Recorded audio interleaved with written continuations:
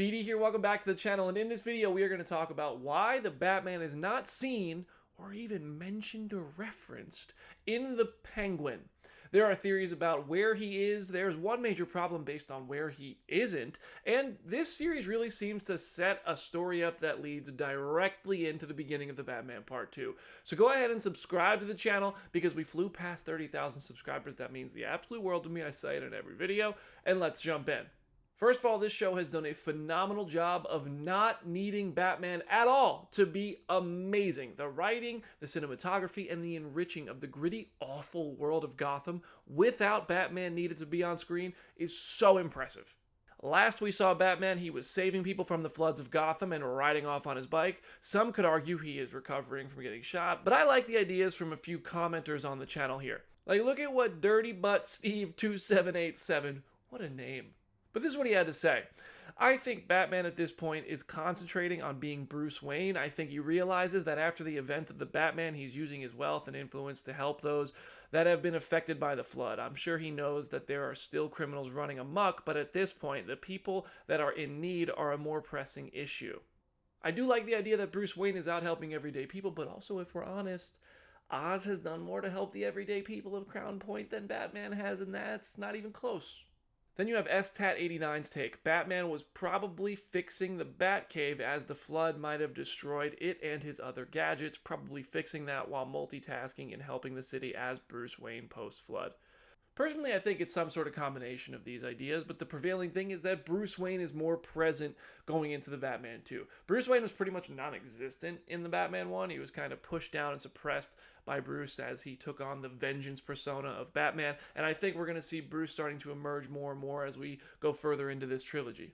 So as Bruce learns to handle his grief, I think Bruce Wayne is going to be more present in Gotham. And simultaneously, I think his caped Crusader side is also evolving quite a bit. I like to think that he's training, honing his detective skills, recalibrating, and maybe even out of town for a bit or something as he wrestles with how to become a symbol of hope for the people of Gotham in addition to being a symbol of fear for the criminals. But this is where the one big problem comes in. If you remember the opening scene of the Batman, criminals were terrified of this guy. They would know he was lurking in the shadows. He chose his targets wisely. But they were always feeling a claustrophobic sort of feeling that Batman could show up and be closing in on them at any moment.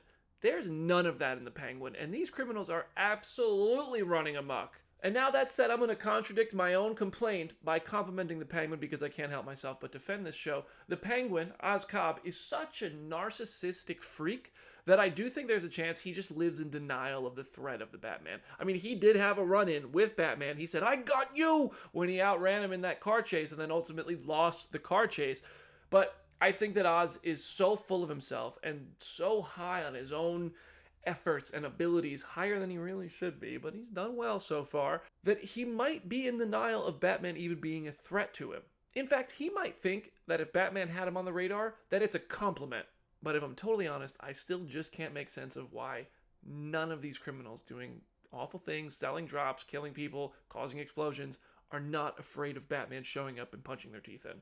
That part is definitely a little weird. But in any case, I do think Bruce Wayne and Batman's roles in the Batman Part 2 are going to be quite different than we saw in the Batman 1. Some time has passed, it's snowing, Oz's mushrooms have grown, and it's wintertime in Gotham at the end of The Penguin, and we know, Matt Reeves has said, the Batman Part 2 is going to start in the winter. So I think there's no denying that The Penguin and this series are going to be almost a direct handoff to a start of the Batman Part 2, and we will pick up with Bruce/Batman being aware of this in some way or another. This, to me, means that the journey that Penguin has been on in becoming a criminal kingpin in Gotham is going to send him straight into the story of the Batman Part 2, where I don't think he's going to be the main antagonist. I think he's going to be maybe more of a thorn in Batman's side, kind of like he was in the first one, but he's a bit better at it and more organized and tactile in what he does. And I think we'll see more of Oz as a full-fledged Penguin being a major villain for Batman in the third movie, kind of concluding the trilogy. I expect Oz's story to be much more of a long play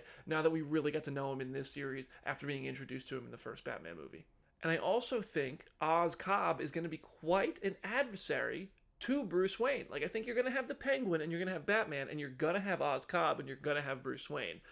Penguin is trying to put himself into Gotham's politics. As more Bruce Wayne emerges, he's going to be right in there, and I think these two are going to battle on both fronts. And let's not forget, the events of the Batman movie are very early in that Batman's career. He's learning how to be Batman. He's learning how to be a symbol of hope. He just saved a bunch of people from the floods and gave regular people hope, and is supposed to be scary to criminals.